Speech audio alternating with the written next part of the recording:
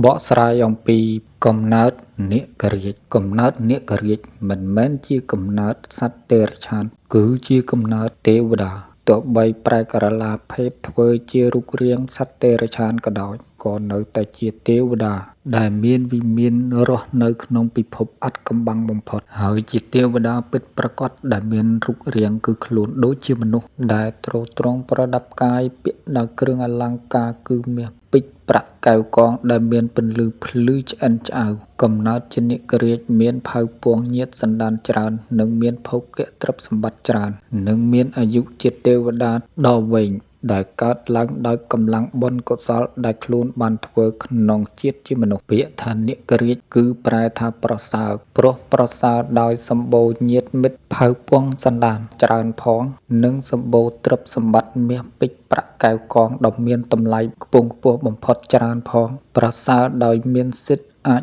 រស់នៅក្នុងទឹកក៏បានអាចរស់នៅលើគោកក៏បានហើយមានឫទ្ធិអំណាចអាចផ្លាស់ប្ដូររូបរាងកាយរបស់ខ្លួនឲ្យទៅជារូបរាងកាយទេវតាពិតប្រាកដនិងជារូបរាងកាយសត្វនាគរាជក៏បានហើយជារូបរាងកាយមនុស្សក៏បានកំណើតនាគរាជមានរូបរាងកាយ3ដែលជារូបរាងកាយពិតប្រាកដរបស់ខ្លួនគឺរូបរាងកាយជាទេវតានិងរូបរាងកាយជាសត្វនាគរាជនិងរូបរាងកាយជាមនុស្សដែលសម្រេចបានតាមចិត្តដែលខ្លួនត្រូវការប្រាថ្នាចង់បាននៅរាងកាយពិតប្រាកដទាំង3នេះដែលជារបស់ខ្លួនមួយណាក៏បានទាំងនេះគឺកើតឡើងដោយសារបុណ្យកុសលរបស់ខ្លួនដែលបានធ្វើយ៉ាងពិតប្រាកដកំណើតនាគរាជគឺជាកំណើតទេវតាយ៉ាងពិតប្រាកដមិនមែនជាកំណើតសត្វតិរច្ឆានឡើយនិស្ស័យស្ដេចគ្រុឌអាចស៊ីសត្វពស់ធម្មតាធំតូចបានប៉ុន្តែស្ដេចគ្រុឌមិនអាចប្រហារនិងសម្លាប់នាគដើម្បីស៊ីសាច់បានឡើយ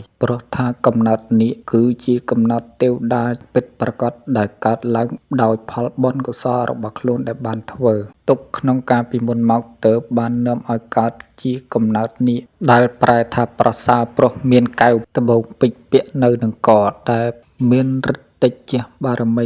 ខ្លាំងពូកែស័ក្តិសិទ្ធិដែលធ្វើឲ្យនាគមានសេចក្តីប្រាថ្នាចង់បានអ្វីៗគឺបានដូចចិត្តដែលខ្លួនប្រាថ្នាចង់បានសូមធ្វើការបញ្ជាក់និងចងចាំថា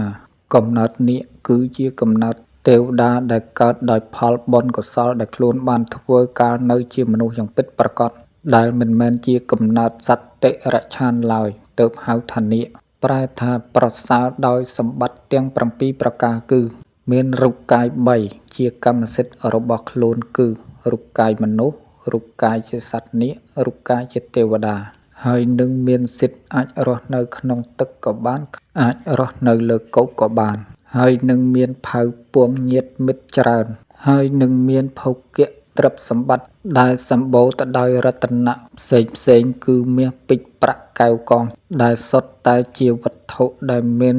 តម្លៃថ្លៃបំផុតនិងមានឫទ្ធិតេជះបារមីខ្ពង់ខ្ពស់ដ៏ពូកែស័ក្តិសិទ្ធិដែលសុទ្ធតែជារបស់ខ្លួនហើយនឹងមានអាយុវែងដ៏ជាអាយុទិព្វរបស់ទេវតាហើយនឹងមានរូបរាងកាយនិងពណ៌សម្បុរស្អាត